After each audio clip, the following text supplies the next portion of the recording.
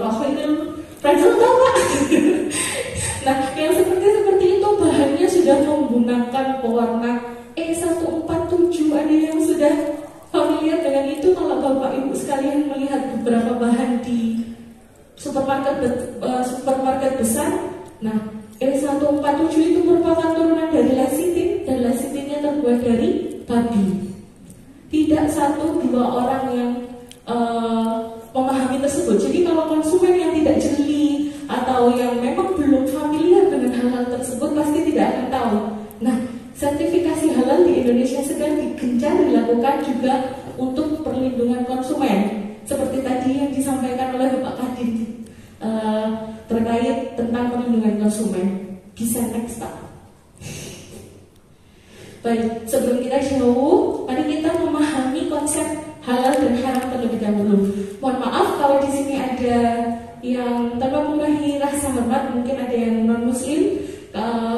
Kami tekankan terlebih dahulu bahwa sertifikasi halal ini tidak mengotakkan untuk dunia religi. Jadi memang ini pure untuk perlindungan konsumen. Karena halal itu tidak pernah berpisah dengan thayyib. Nah, thayyib ini pasti terkait dengan kesehatan. Jadi halal, thayyib, dan sehat itu akan terkait erat. Tidak melulu kalau sudah pengusahanya ini non-muslim, berarti tidak bisa melakukan sertifikasi halal. Tidak demikian. Mari nanti kita bahas itu ke belakang. Halal itu artinya boleh, Bapak Ibu sekalian. Nah, pada kasus makanan, kebanyakan bahan makanan atau minuman ciptaan Allah itu halal, kecuali yang disebutkan di Al-Quran dan hadis. Nanti kita tahu apa saja yang jelas-jelas ada di dalam Al-Quran. Sedangkan haram adalah sesuatu yang memang dilarang untuk dilakukan atau bahkan untuk dikonsumsi. Kalau dalam konteks untuk makanan minuman, setiap yang melarang akan mendapatkan siksaan. Nah, ini hitungan lain. Next Pak. Baik, kalau di Al-Quran di surat Al-Baqarah ini sudah jelas. Jadi yang sekalian manusia, makanlah yang halal, lagi baik. Halal selalu bergandengan dengan thayyib. Dan yang mengharamkan adalah bangkai, darah, daging babi, dan binatang yang disembelih tanpa mengucapkan nama selain Allah. Nah, ini sudah jelas. Berarti halal dan haramnya sudah ada di display di Al-Quran. Adapun istilah lain adalah subhat, itu yang ada di tengah-tengahnya atau diragukan. Kalau halalnya putih, haramnya hitam, maka subhatnya abu-abu. Jadi kalau memang ragu dalam mengkonsumsi makanan, dianjurkan untuk tidak dikonsumsi atau dijauhi. Karena barang-barang subhat itu dianjurkan untuk tidak dikonsumsi. Next Pak. Baik, lalu kenapa sertifikasi halal di Indonesia akhir-akhir ini bisa meningkat sebagai isu-isu yang sangat rentan? Karena ada beberapa hal. Yang pertama, jelas di syariat Islam kita memang dianjurkan untuk mengkonsumsi makanan dan minuman halal. Yang kedua, populasi muslim di dunia. Nah, ini seru ini sebenarnya Pak. Ini tidak hanya sangkut paut pada sertifikasi halal saja, tapi lebih kepada perekonomian syariah yang sekarang sedang gencar-gencarnya dibangun juga di Indonesia. Tidak hanya pada makanan minuman, tapi juga pariwisata, tapi juga perjalanan ekonomi. Jadi seperti perbankan dan lain-lain. Bapak Ibu sekalian pasti mendengar ekonomi syariah, bank syariah, apa-apa sekarang belakangnya ada syariah. Karena apa? Populasi muslim di dunia itu 22,5%, dan di Indonesia itu hampir 12,7-nya dari 22. Nah, inilah yang menyebabkan kenapa sebenarnya muslim di Indonesia itu besar, namun belum menjadi role play, belum menjadi kiblat. Justru kiblatnya nanti di negara lain. Mari kita lihat datanya di belakang. Terus yang ketiga, nilai ekonomi produk halal. Nah, kenapa kok produk halal konteksnya ke nilai ekonomi? Ketika ini memang berdasarkan data Bapak Ibu sekalian, ketika suatu produk itu sudah memiliki label halal, itu daya saing terhadap produk lainnya meningkat. Apalagi sekarang sedikit-sedikit halal. Sudah pernah tahu ada Magicom halal, Bapak Ibu? Belum pernah. Sudah ada sampai sekarang. Case-case yang aneh-aneh itu sudah mulai muncul untuk barang gunaan. Di sini kita nanti akan membahas untuk konsumsi terlebih dahulu karena memang bahan gunaan ini masih belum menjadi tren. Yang tren masih makanan dan minuman. Sabuk, sepatu, yang sering melihat Instagram artis. Kalau ada sepatu terus bahan kulitnya titik 3, jangan dibeli. Kalau diraba dia ada titik 3. Itu sebenarnya ada kulit babi. Ada yang tahu, ada yang mengikuti Instagram artis. Saya tidak mau menyebut namanya. Nah, itulah kenapa bahan-bahan yang seperti itu sekarang di label halal. Karena memang apa? Nilai ekonominya tinggi. Bahkan memang tidak terpikir. Bahkan sabuk, kenapa kok sabuk kan nggak dikonsumsi? Kenapa harus dihalalkan? Nah, nanti larinya kemana? Ke kulit babi. Magicom kenapa? Oh, itu ke toyibnya. Kalau sudah toyib, dia tidak membuat kelarutan materialnya itu merubah ke efek kesehatan, berarti dia toyib. Kalau toyib halal. Nah, seperti itu. Sejauh itu nilai ekonominya. Terus yang terakhir adalah jaminan kehalalan produk. Ini yang baru-baru ini dibangun di Indonesia melalui Badan Penyelenggara Jaminan Produk Halal. Bisa next Pak? Nah, ini data secara global. Kalau kita lihat sedikit kurang.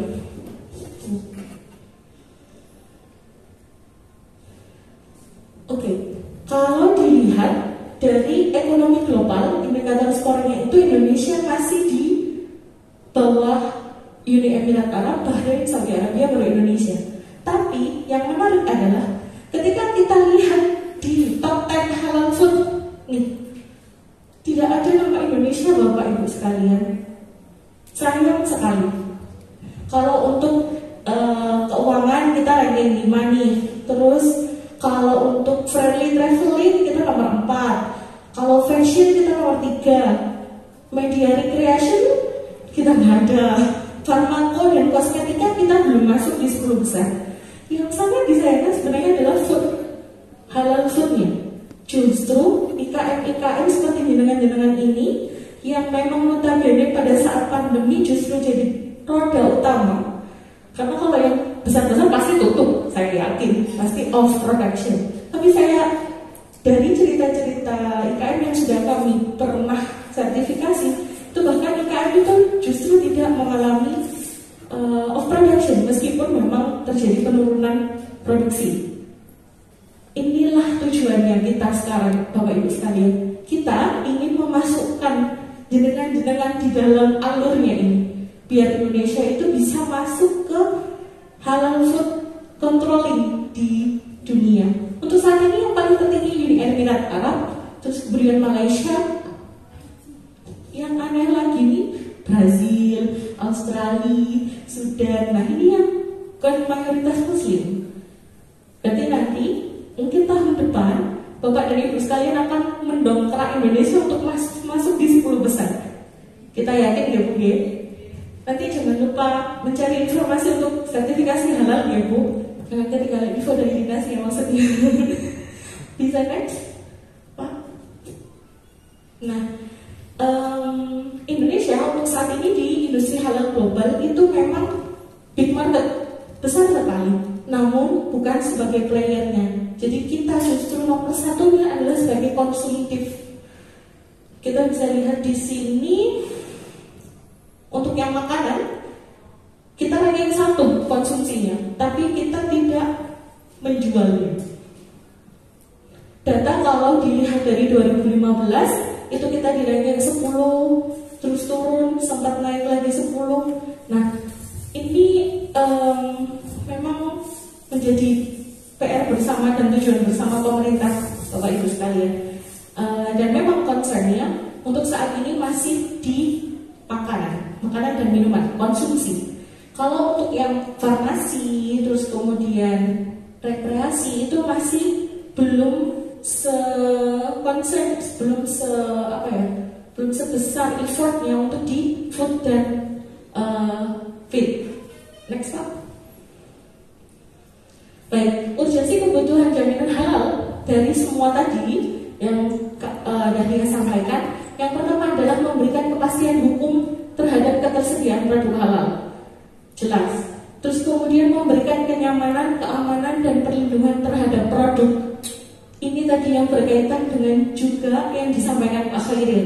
Tadi di awal sudah ada tentang pangan, mutu, kemudian bergizi dan lain-lain. Nah ini juga termasuk di dalamnya. Ditambah lagi halal. Kalau sudah bermutu, sudah bergizi, bernutrisi, halal, itu sudah paket lengkap. Yang ketiga, meningkatkan nilai tambah dan daya saing produk halal Indonesia baik dari dalam maupun luar negeri. Karena ini bukan bermaksud promosi, tapi memang beberapa IKM yang bahkan yang sudah kami audit itu levelnya beliau sudah go internasional. Pengiriman ke Hong Kong, ke Brazil, saya juga sebenarnya waktu itu juga tidak terlalu berekspektasi sampai sejauh itu, tapi memang beliau sudah sejauh itu, dan memang beliau sudah punya sertifikat halal sebelumnya. Jadi nanti pandangannya ke sana Bapak Ibu. Yang keempat, memberikan keuntungan timbal balik dalam perdagangan produk halal internasional. Tadi yang ada di recordnya.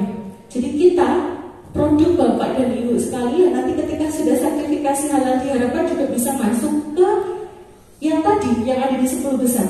Mungkin ke Arab, mungkin ke Malaysia dengan mudah tanpa dipikir panjang. Karena apa? Label halal MUI Indonesia itu sudah diakui oleh dunia. Tapi halal MUI Indonesia tidak semata-mata mengakui halal yang dicantumkan di luar negeri. Contoh, ada yang di sini pernah mengkonsumsi keju Kok brand Edam warna merah yang seperti apel.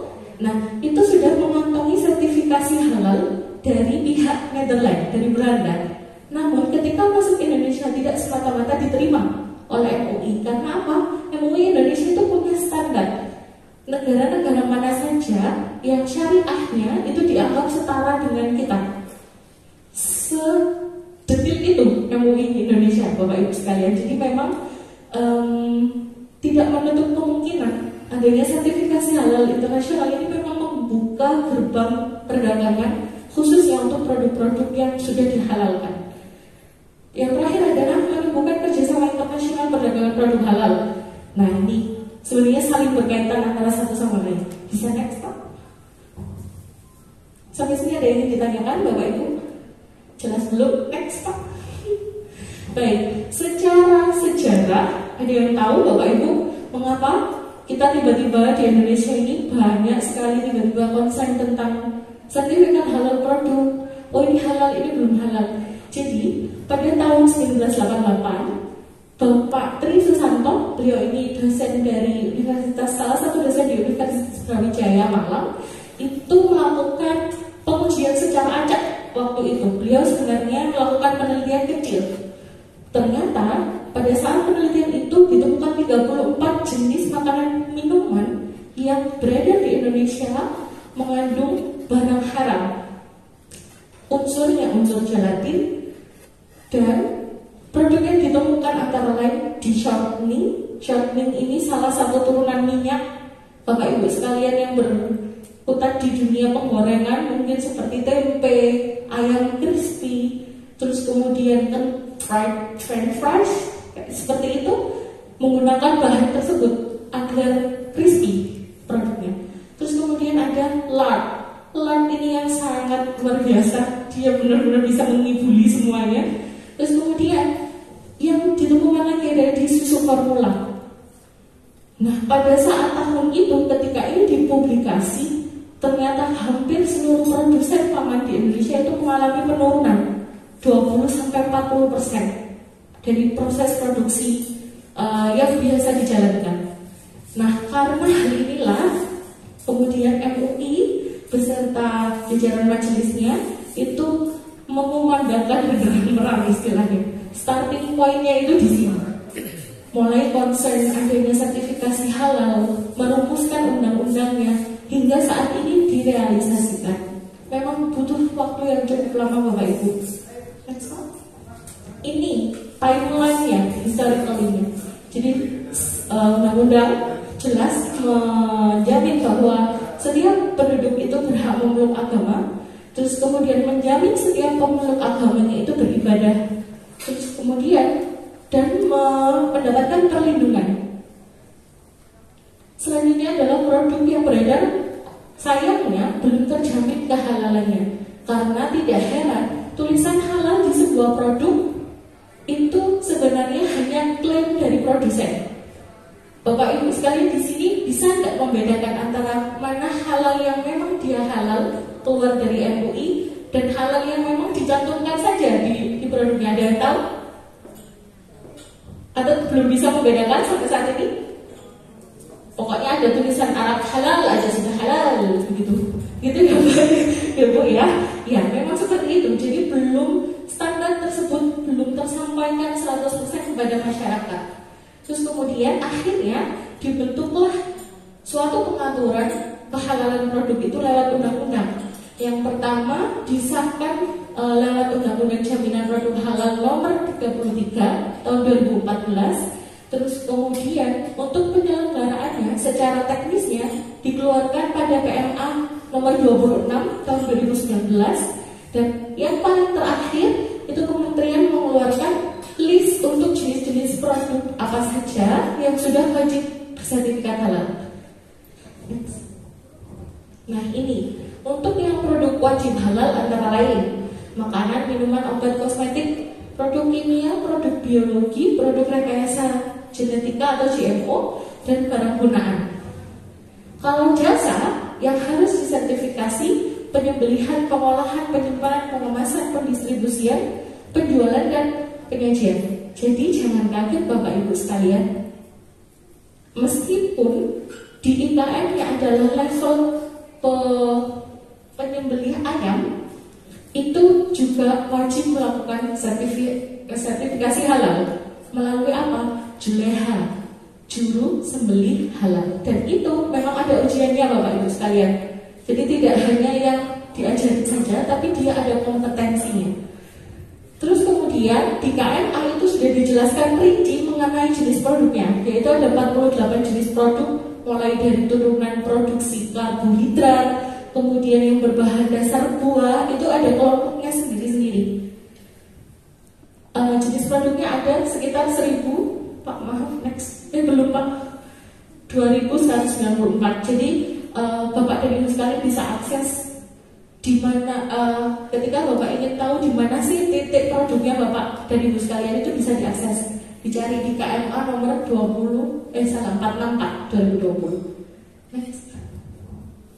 Nah, untuk standar acuan halal yang untuk saat ini sudah diresmikan dan digunakan adalah sebagai berikut. Untuk sistem jaminan produk halal itu ada di SJPH 1710. Terus kemudian untuk rumah potong hewan yang tadi saya sempat sampaikan, mungkin ayam, unggas, itik, terus kemudian sapi, kambing, domba, itu masuk di sini 6159. Terus kemudian untuk sistem manajemennya, jadi halal itu sekarang konteksnya tidak hanya pada bahan, proses, tidak hanya pada bahan dan produk, namun juga proses. Tidak hanya pada proses, namun juga manajemennya. Jadi orangnya itu juga nanti akan diperiksa. Itu nanti diatur dalam SNI 99.1.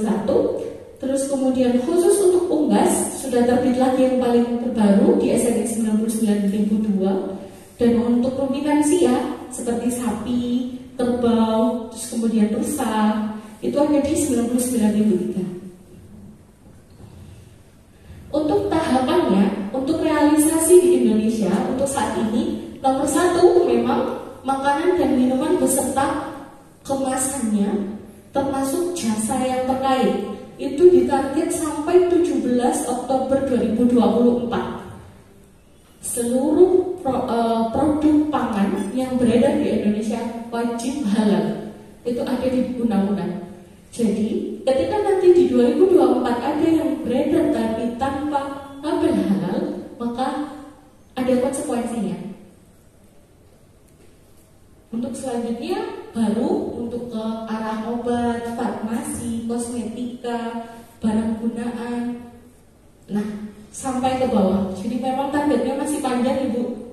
sekalian sampai 2034. Ini adalah salah satu effort dari pemerintah, usaha pemerintah untuk melakukan sertifikasi halal secara keseluruhan. Ini Pak. Nah, untuk saat ini di Indonesia, di benak Bapak Ibu sekalian pasti kalau sertifikasi halal itu pasti hubungannya sama MUI saja ya Pak ya.